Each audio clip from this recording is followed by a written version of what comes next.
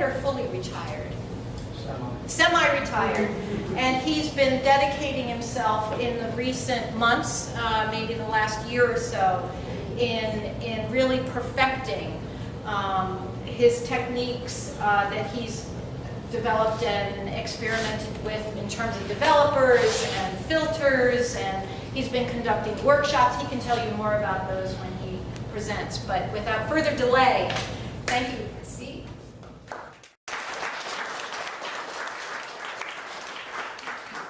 Thank you all. Marianne is right. I'm pretty comfortable in a dark room or pretty comfortable exposing film. This, however, is out of my comfort zone. So I'll give you a little background on how this whole thing took place. Marianne and Terry came to me, suggested to me a year, 18 months ago, why don't you do a program, Steve? I said, yeah, that'd be great, because I knew for an artist to grow and to blossom, he had to do things out of his comfort zone. So I put it in the back of my mind, and I said, yeah, that sounds like a great idea, Marianne, Terry. And then Margie said, Steve, why don't you do a program? So I said, there's going to be 3 women. What have I got to lose? So I said, okay. But then I realized that you had to go and get a party afterwards just to keep people here. So I don't know how I feel about the whole thing. But nevertheless, that is why I'm here. If you want to talk about the dark room or things like that, I'm very comfortable. But this particular end of things is a self-serving project for myself as well, to not only learn a bit about creativity, but also to grow as having to speak to larger groups of people and whatnot. So a little background on myself. I was married at 22 years old. In 1974, my brother said, why don't you take a camera when you go away on your honeymoon? So I said, all right. Went to Bermuda, took a couple hundred pictures. When I came back, it was less than a dozen that my wife was in the picture. So at an early point in time, I knew something was going on, but I never thought much more about it.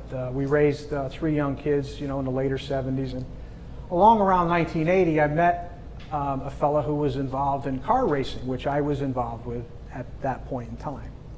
Turns out he was a professional photographer by trade. And a little time went by, and he said, why don't you come to a meeting at the Connecticut Professional Photographers Association, which I did. And in 1981, I had become pretty good friends with 2 or 3 studio owners. One of them is still probably my closest friend to this day. We own retirement property in New Hampshire that abuts one another. So I've had a nice run as far as friendships have gone.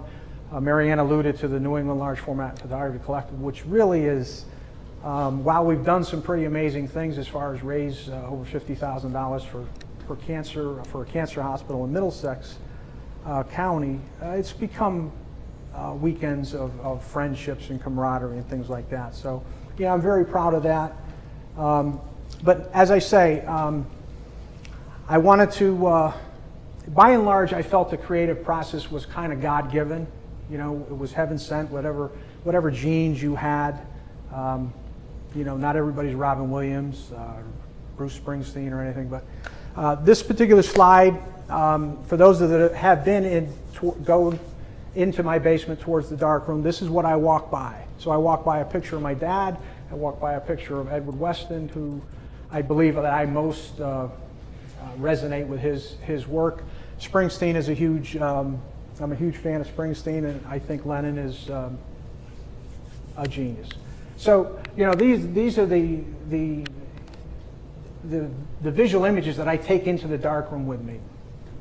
So as I said, I thought my general impression of the creativity end of things was it was kind of God-given, and I did have the idea to just kind of peek through the door. Go ahead, Joel. So I just wanted to look as to what the core values and the core contributors to creativity were. So as it happened, this obviously takes place in June 1st. I don't think any of us had any idea this would be the last meeting. As it also happens, I have an article that's due for an online publication that's just begun. It will begin on July 1st, and I have to have an article, feature article to them by June 1st. So what I did back in March, I just wrote this essentially a 4,000 word article about creativity and how I applied it. Well, I had the article long done. Everything was pretty much the way I wanted. I was going to adapt tonight's presentation to just what I had written for this Darkroom magazine. Well, then last month I come to this terrific presentation by David Ottenstein and Rob Lezak. I love that kind of work. I wanted to come and see them, but what I wasn't expecting was an actual slideshow. So I thought to myself, boy, that's a terrific way to put a presentation on. So thankfully for me, I get all these big ideas that I can't fulfill myself. So I tap into friends such as my good friend Peter Dilag, that's essentially taken over production of videos about me and of my process. My friend Joel Davidson is here operating the computer. So my point is, without Peter, essentially, I would have never been able to put this slideshow together that I was very much inspired by last month. What I wasn't anticipating was just last weekend, 2 people came in from New Jersey for a workshop, and he had seen my promotions about this Darkroom online magazine that I was writing an article for, and he knew it was about creativity. So he says, geez, he says, I'm reading this book called The Net and the Butterfly. And he says, it's all about exactly what you're talking about. So that's just last Saturday. So the whole article and slideshow, the slideshow was pretty much in place. I couldn't really do a lot. I couldn't really undo a lot. But nevertheless, the text of the article is altogether different. So if I seem like I'm a little disjointed, it's because this book, The Net and the Butterfly, has become so influential in my thinking about the creative process. And I'll go over it towards the end of the program, but as this slide alludes to, I believe that the room where all the immortals were, the Robin Williams, the Springsteens, the Seinfelds, and all of those, I really did think that that was a God-given trait or gene that they were born with. I would come to learn that it's really not.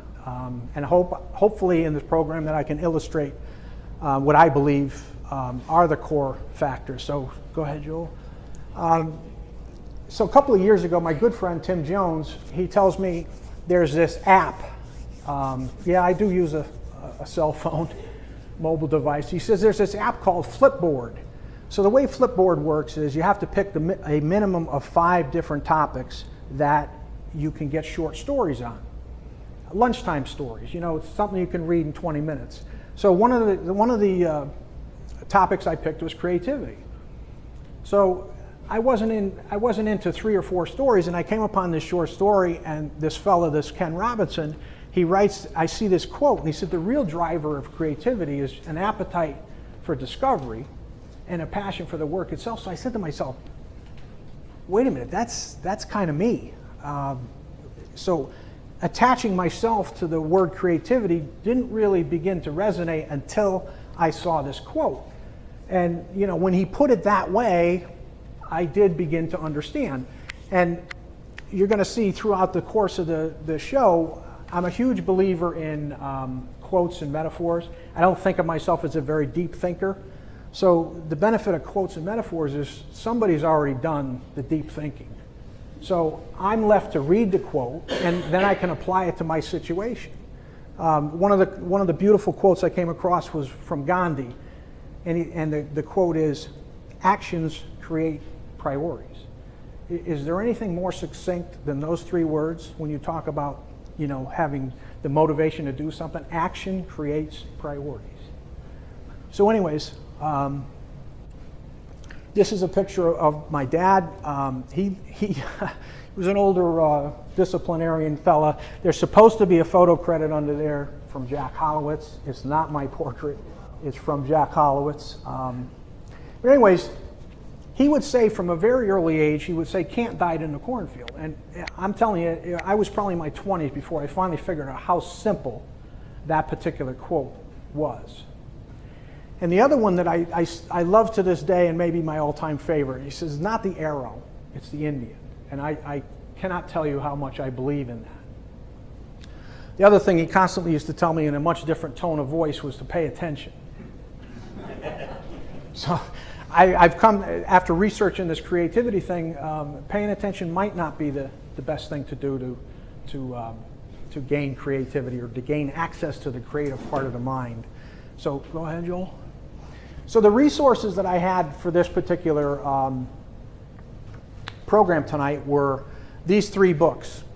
The Art and Fear, I don't know if you've ever seen this or heard of it or read it, but every trip that I would take on an airplane, that would be my reading material. I would read Art and Fear. That's what I read once I got on the airplane. With my mind being, once I get on the ground in the Southwest somewhere, I want to be prepared to be completely committed to the landscape and to my craft. So I've read that book an awful lot.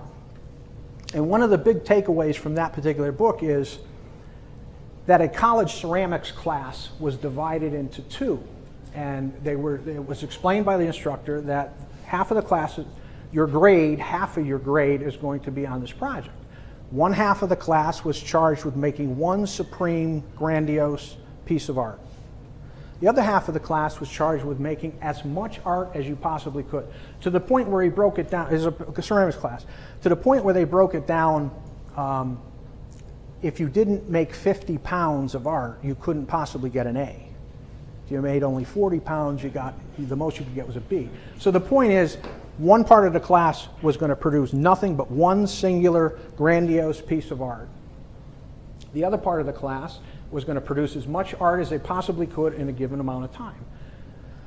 Okay, so the project closes, all the art is turned in, and it was clear almost from beginning to end that the best art came from the section that made which one?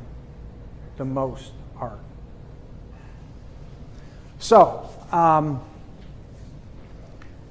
a good friend from the New England Large Format Photography Collective said, Steve, he said, if you really want to get a different aspect on creativity, get this book by Tawala Tharp. She's actually a professional dancer. So in that book, she talks about as she's getting older, she has to devote more time to exercise and conditioning her body and keeping herself in shape so that she can remain creative during her dance routines. So little by little, I'm beginning to piece together that technique and rehearsal and these kinds of things are beginning to pay dividends in the creative aspect of our mind. So in the Old Masters and Young Geniuses, that's I didn't really put a lot of information into the article, especially after the book, The Net and the Butterfly, came out. So essentially what the Old Masters and Young Geniuses is, someone like Sylvia Plath, Picasso, these types of people, they were conceptual artists, and they usually exhibited tremendous growths of creativity at a very young age, and then they kind of flattened out over the rest of their career. Where the Old Masters were more the Robert Frost and those types of fellows and artists that would gradually rise on a steady climb to greatness. So that's really the takeaway from that book. But I want to say a couple things about the Tharp book. Also, she said artists put things in boxes. She said, the worst thing you can possibly do is stop. I'm sorry, the worst thing you possibly do is quit, because you can't start again. Whereas if you just stop and put things in boxes, you can come back to them at a later date. And Springsteen talks all the time about he's got these songs that he actually recorded, but he never put in an album, that are 15 and 18 years old, and he still goes back to them because he realizes they have value, but they're just not ready yet. So that's Springsteen's boxes. So the next slide. Springsteen's got a great lyric in the song called Trapped. And he said, I will teach my eyes to see beyond the walls that are in front of me. That is essentially a metaphor for what I was faced with looking into this creative mystique. So another slide, Joel. So back to the Tharp book. She says to think back to your very first creative moment when you can actually physically and mentally draw a comparison to a point in time when you actually made a decision to be more creative. And this happened in 2003, thanks to my good friend Joe Azzotti, who got me into this abandoned opera house in Ansonia. The very first composition I made was this one. And as it happens, maybe this is why, because I borrowed a camera from my friend Peter Bosco. I didn't even have my own 7 by 17 at that point in time. So I was probably unfamiliar with the operations of such a big camera, so I was more focused and possibly too much focus on the mechanics of setting the camera up and whatnot. So the first composition I did was the bottom one. So no sooner did I have the film holder in the camera, and I pulled the dark slide out. Now I'm standing there because I don't know, the exposure had to be, I don't know, 8-10 minutes. So now I'm looking at it and I'm saying, geez, if I just move the camera just a little bit and put those seat backs in the foreground, like you see in the top, that would, at least in my mind, it made it a more interesting picture. So I did that for the second sheet of film. Well, according to the suggestion that Tharp made in her book, that was the first actual time that I could go back and definitively say I made a conscious decision almost, within minutes of one another to make a change. So it doesn't really matter which one you like better. It just matters that I actually made a decision that had nothing to do with technique. It had nothing to do with execution. It had everything to do with the compositional quality and component of the photograph. So, go ahead. So these are my boxes. The fact that I have a membership at Sam's and I can buy these yellow pads at a pretty inexpensive price, that certainly does go into it. But, at my age, I just don't remember things as well as I used to. So I have taken to writing these things down, and they've helped an awful lot. The things, as you'll learn later on, things pop into my head, and if I don't write them down, they're gone. They're gone forever. I don't know if that's afflicted any of you yet. I certainly hope that it doesn't, but don't be surprised if it does. Go ahead, Joel.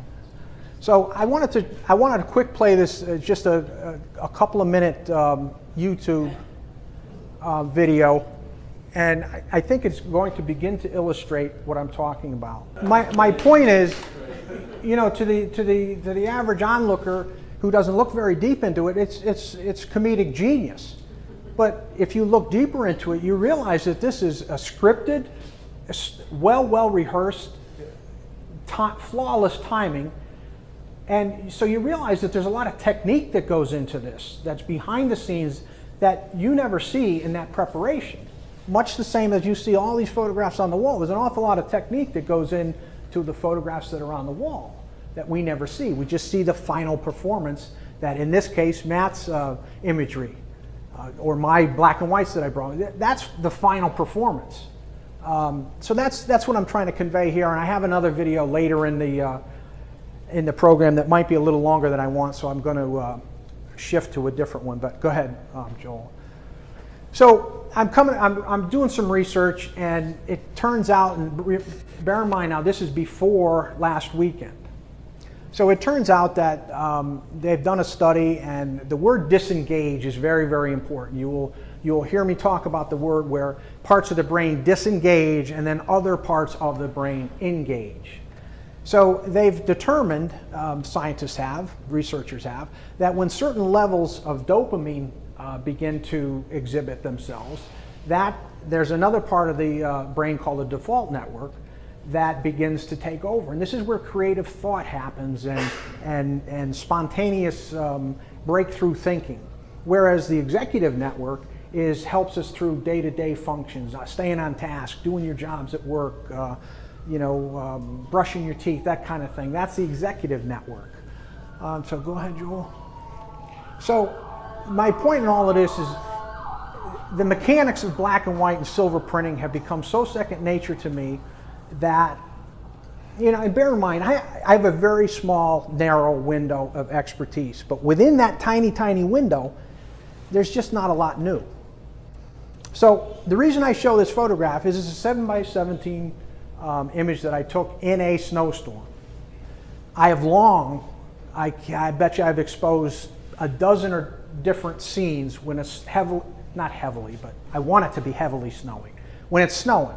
And my hope is I want to get snowflakes that are blurred in the image. So this image essentially is a failure because you don't see that. You can imagine with a lens that's 300 millimeters, the f-stops that I must use was still 100 speed film. I just can't freeze the snowflake happening, blurred. So why am I showing this? I'm showing it because you can imagine that this is taken in the snowstorm, so there's no contrast in the thing at all. So now I want to print the thing because the shapes and whatnot that are in it are somewhat interesting to me, but I can't get the contrast that I want in the tree trunks because it's snowing. So I don't really want to go into a lot of technique, so I won't. But I kept backing away to a direction with silver gelatin paper that will put more contrast in the tree trunks. It wasn't working. It didn't happen. So I knew of a technique from years ago that I can remember telling students, multi-contrast papers have essentially done away with the technique called flashing. You just don't need it anymore. Multi-contrast papers are so versatile, you just don't need it anymore. So long story short, and trying not to get into too much technique, I decided I would try flashing the soft contrast of the paper instead of putting soft contrast light through the enlarger. And lo and behold, a significant amount of contrast came into the tree trunks by making that one change. So my point is, I'm in the darkroom and I'm struggling, trying to find a means to get more contrast in this particular scene, and my mind is working, understanding the process so well that my mind just hatched this idea, well, why don't you try flashing it instead of using any soft contrast light at all? And lo and behold, I ended up with a somewhat successful print. It doesn't have the snowflakes like I want, but it nevertheless, it does convey that it's probably snowing. As you can see that it gets, as Pete Winnick likes, it gets lighter as you go farther away. So anyway, I'm beginning to see where if you have a complete understanding of your process, think about what you folks do at your daytime job. You're probably so in tune with what you have to do to get from 8 o'clock to 4 o'clock. There's many, many things that you do that are second nature. Well, that's the only point I'm trying to get across with this particular hobby and passion that we all have. If it at some point becomes so second nature, then creativity can become a more dominant part of your routine. So go ahead, Joel. So I don't know how many of you know or not, but in the daytime, I paint cars in a busy collision auto body shop. So in preparation for this, I'd be in the spray booth and I'd be getting a car ready to paint. And these tasks are so mindless that because of this presentation I'm doing and the article I'm doing, these ideas about what I could say tonight or write in the article are popping in my head while I'm supposed to be spraying a car. So I would constantly go back into the mixing room, write these little notes, because my memory is so bad. I'd write these notes down and I'd hang them on my keychain. And I can tell you, in all honesty, this picture was taken about 10 o'clock, 11 o'clock in the morning. By the end of that day, there was even a couple of more notes on that keychain. But my point is, the tasks that you do, whatever time of the day, can become so mindless and numbing that your brain shifts to the default network where creative thought begins to happen. Now, certainly you don't want to tell your boss that that's going on, but I'm sure you've all experienced that at some point. So go ahead, Joel. So myself and a good friend hiked down to this particular location. It's one way, it's a little over 13 miles one way. So we hiked and we stayed overnight. But my point is we hiked 26.7 miles to get this photograph. And most of the time we were aside one another. Never, not one time did we ever talk about what we did with Angel Arch. We just, he was confident in his abilities, I was confident in my abilities, we each had a different vision.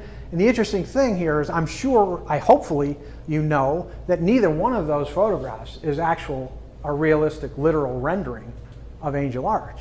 So you see my friend Tim Jones's creativity and you see my creativity on the right.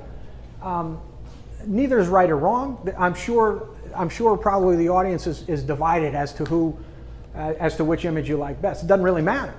All that matters is there was a creative act that happened because each of us were so comfortable with our medium that we could impart something that was a departure from reality.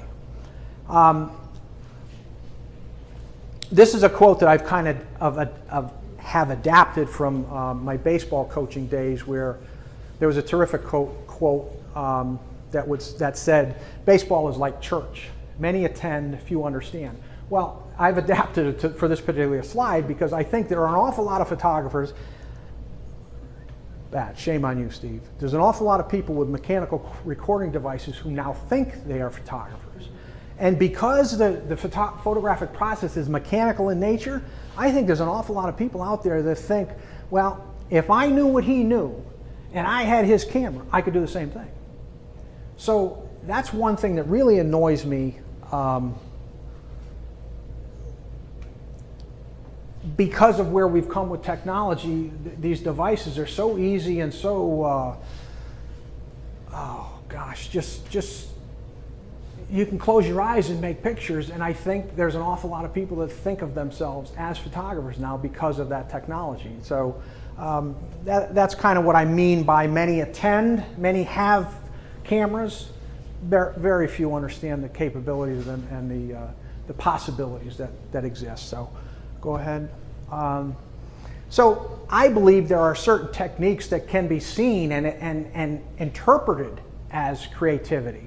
And for me, I would say creating a sense of depth and dimension, spatial relationships, and so forth. You can see that.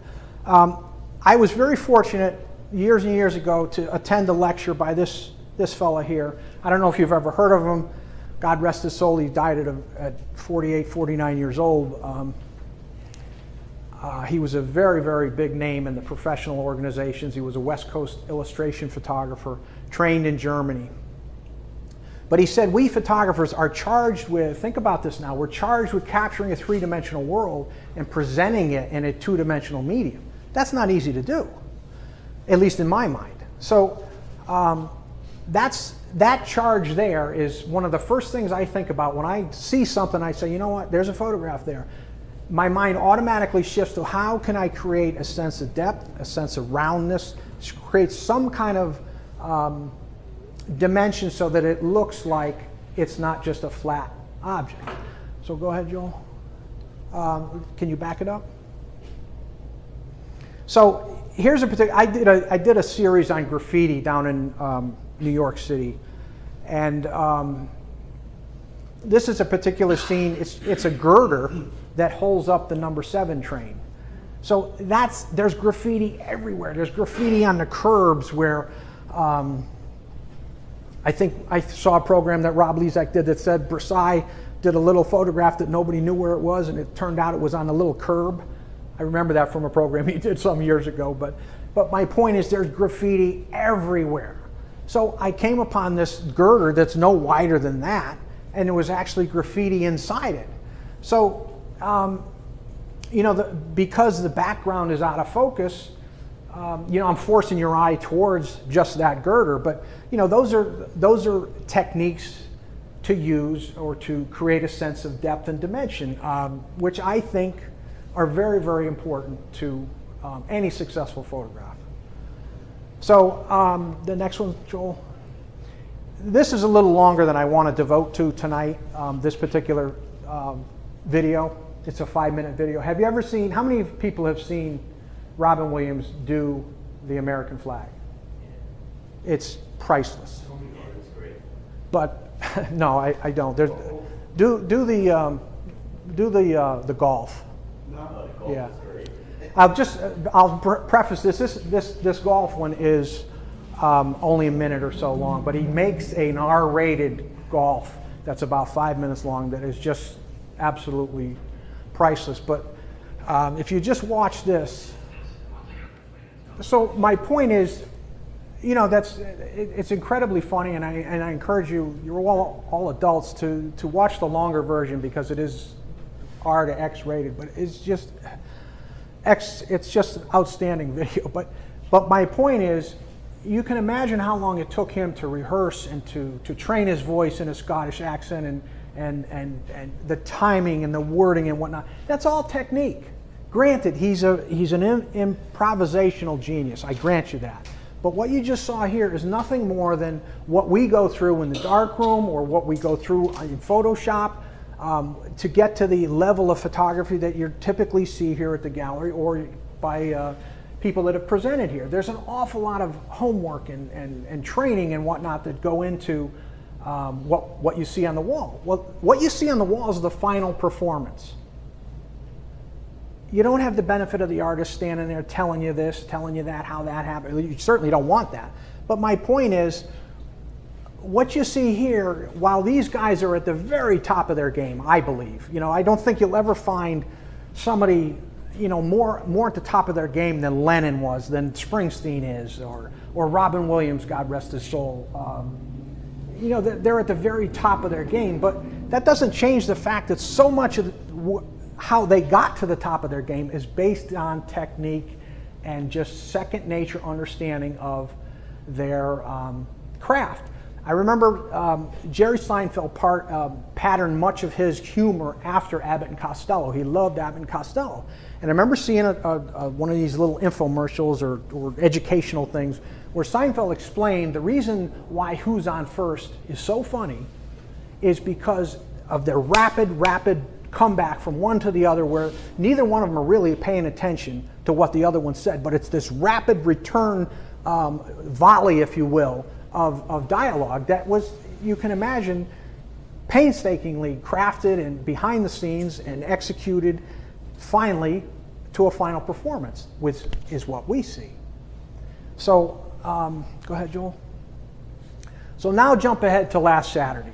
Fella comes in and he says, oh yeah, he says, I've been reading, or I've been seeing you talking about this creative thing you're doing. He says, I'm reading this book, The Net and the Butterfly.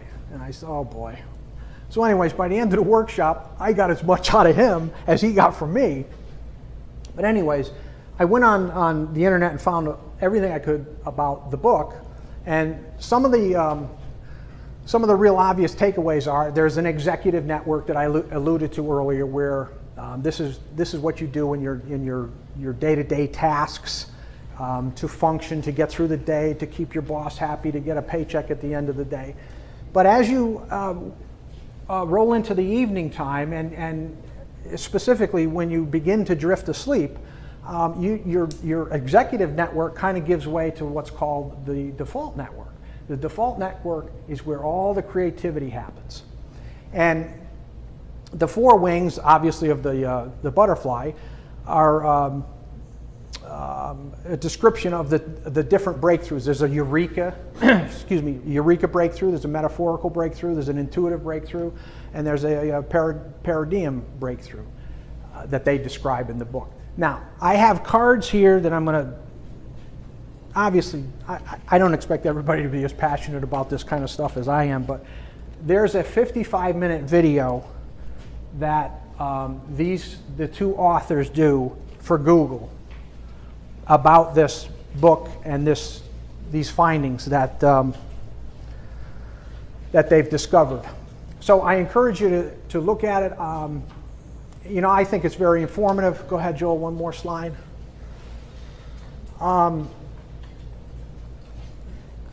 Can you back it up just a little bit, or one?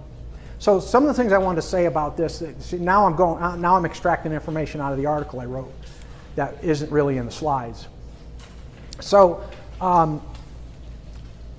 the book details over history how different famous philosophers would take long walks. Aristotle actually created a walking club where young philosophers would walk along with him. They hardly ever talked, but the idea of the walk was to create or to give the brain the opportunity to think.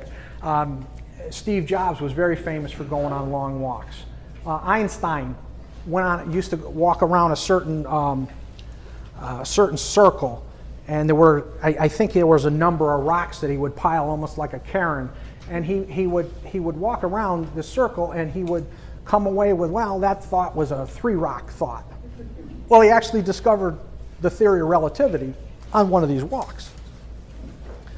So the idea is that when you begin to do these mindless things like taking a walk, like getting in the shower, falling asleep, your mind shifts from the executive network to the default network. There's a story in the book where Keith Richards is, 23, 24 years old. It's 1965. The Rolling Stones are floundering in obscurity and may break up. He's in a rundown motel in Florida, and he had a habit of having a tape recorder, and if something moved him, he would turn the tape recorder on and he would play the guitar. Well, this one particular night, after a night of drinking, that's probably not much different than any night for Keith Richards, but anyway, he turned the tape recorder on and he forgot to turn it off. Now, the book doesn't actually say because he was inebriated. He just said that, after a heavy night of drinking. But anyways, he turns the tape recorder on and he forgets to turn it off. He goes to sleep. He falls asleep. Sometime during the middle of the night, he gets up, and this idea it's a simple, I'm not much of a musician, but I believe it's a simple 3-note chord that is the guitar riff for Satisfaction. That's the Rolling Stones' trademark song and absolutely catapulted them to fame.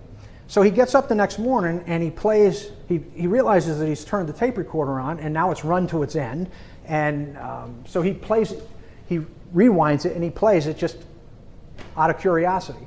So what the book says, he hears 59 minutes of snoring, and then he hears like this 30-second cut of this guitar riff that he had no recollection of recording.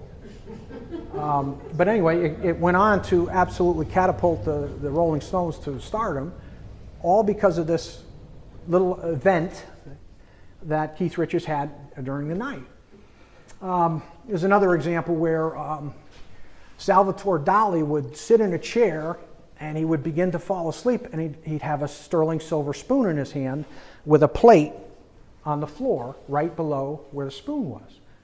So when he fell asleep, just at the moment he drifted off and he lost muscle, there's a word for it in the book, I can't remember what it was. Muscle control or muscle retention, what is it? I'm not sure what it is, but anyways, the spoon drops, it hits the metal plate, Dali wakes up, immediately goes to a drawing pad, whatever's in his mind, he draws it out. There was another story, Thomas Edison used to go to sleep in a chair, hardwood floors in his house, he had a bunch of marbles in his hand. As soon as he fell asleep, as soon as he began to drift asleep, the marbles would hit the floor, he would wake up, and whatever was going through his mind, he would write it down. So there's just example after example after example of these tremendous breakthroughs that have happened over history with long before technology played any part in it, where these creative moments happened when they're least expected. And now that I've had the benefit to reading the book or reading some of the book and watching the video that they did for Google, I can see where a lot of these things are all tied together, where things become so second nature to you that your mind is free to explore creativity. You may not think that you're going to do it. In fact, the book goes on to say that if you sit down and you say to yourself, I must be creative, that's the worst thing you can possibly do. It has to be almost a disengagement or a disconnect that's almost unaware. You're unaware that it's actually disconnecting. But the underlying point that I'm trying to get across is that if you were like me, who had gotten to a point where the actual process just wasn't that much of a challenge anymore, I could have said, this is it for me. What else am I going to do? I'm making some really nice prints. But for me, I decided to look in an area that I was uncomfortable with. More importantly, that I didn't think was accessible to me. Well, now, after reading it and understanding what they've talked about, I do now think that it is reachable. I do have a pad by my bed now because for this very program, I have woken up in the middle of the night and actually written down things. And again, that was more born out of that they weren't such creative thoughts. It was more that I wouldn't remember this in the morning. But I can tell you some of those ideas that happened over the course of the night have made it into the program. So, or at least have caused me to position slides or text in a different area. But one last slide. So they go on to explain that the enemies of creative thought are first and foremost on task. You got to sit down. Geez, my boss he's demanding that I come up with some kind of an idea. That's the worst thing you can do is put a task on yourself. Stress, obviously, fear, anger. These are all enemies of the creative thought process. So it seems pretty obvious when you have the benefit of listening to these folks reason things out. But nevertheless, I just thought I would put it in there. One last slide. A fellow brought me out to Denver a couple of years ago to do a workshop, and as it happened, I was flying home on Monday. He drops me off at the airport, and the airport's real close to this strip mall, so I go into the strip mall, and I'm just killing time. I'm there 3 or 4 hours. I'm going to meet him for lunch, whatnot. So anyways, I walk into this, what I would call a head shop. I think everybody in the room probably knows what I'm referring to, a Spencer's. So anyways, they got all these shirts and they got rolling papers and that kind of thing. And well, anyways, I see this t-shirt, and on the t-shirt it says, "Eliminate the thought of being ordinary, it will rob you of becoming extraordinary." So I said to myself, God, that is just an awesome quote. Well, I've entered that thing into Google a dozen times, and I can't get anybody to claim credit for it. And I think if I entered it one more time, I'm going to claim credit for it. But I've actually charged myself with making a portrait of each of my grandchildren, and it'll probably be digital, but I'm going to put that on the portrait and give them a framed picture for Christmas at a very early age. Eliminate the thought of being ordinary. It will rob you of becoming extraordinary. See what I mean about metaphors? Somebody's done the heavy thinking. Little old me, I can figure that stuff out. I think it's gold. So all I have left is a little slideshow. Any questions that I could try to help about the creative thought process? I'll be here afterwards, but Joel, if you want to do the other slideshow, I think this is an automatic thing. Can you just freeze it for just 1 second? Okay. I don't know how many of you folks have ever heard these songs, Star Spangled Banner, performed by Madison Rising. It used to be kind of an obscure song, but it's become more mainstream. But anyways, I very much wanted to use this song. I emailed the band, and I got a response from one of the band members. Said, you know what, you're doing this thing for an arts collective. Sounds like a good project. Go ahead and use it. No licensing charge, nothing. So just remember that. Madison Rising, terrific band.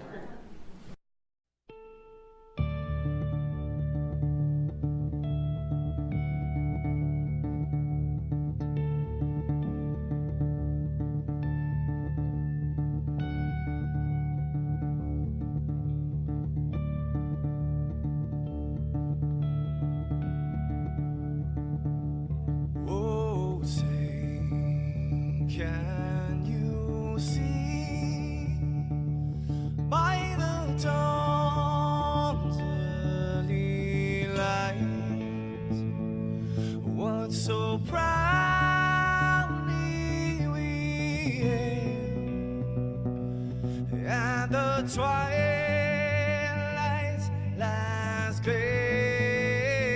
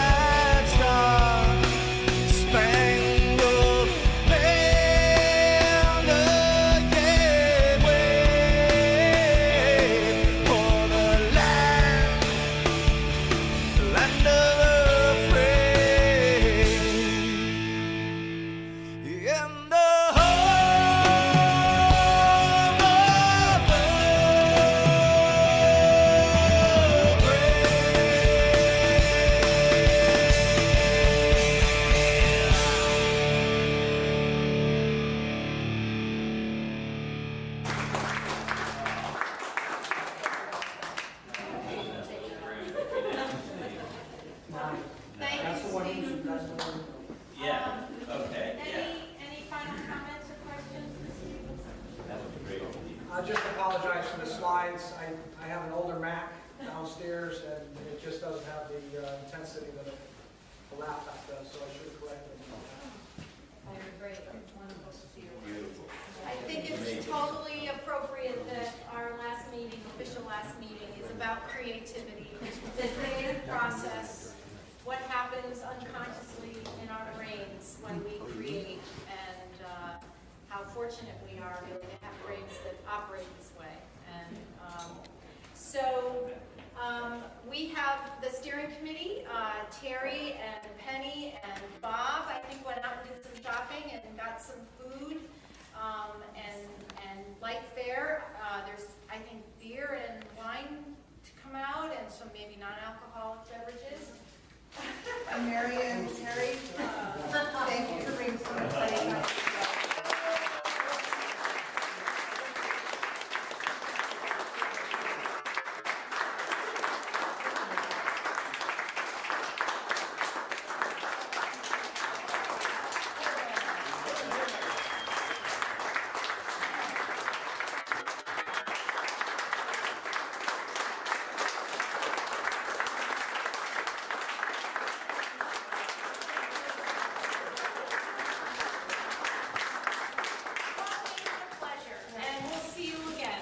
I just have to say one thing, as I'm standing here and we're talking about 21 years, I remember the first night that we had this meeting. Not here, but at the Eli Whitney. And it was a beautiful, like, unusually warm spring day. It was beautiful out. And I just thought, wow, can we do this? Are people interested? And it's just kind of, it's a little frightening that it did work, and it's 21 years later. But thank you, it's really been fun.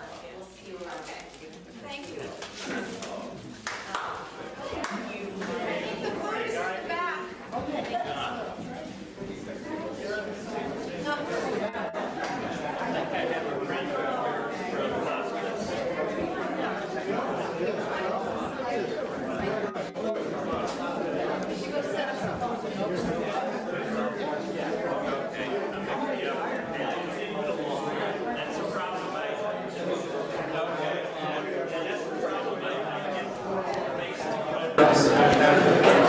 Yes.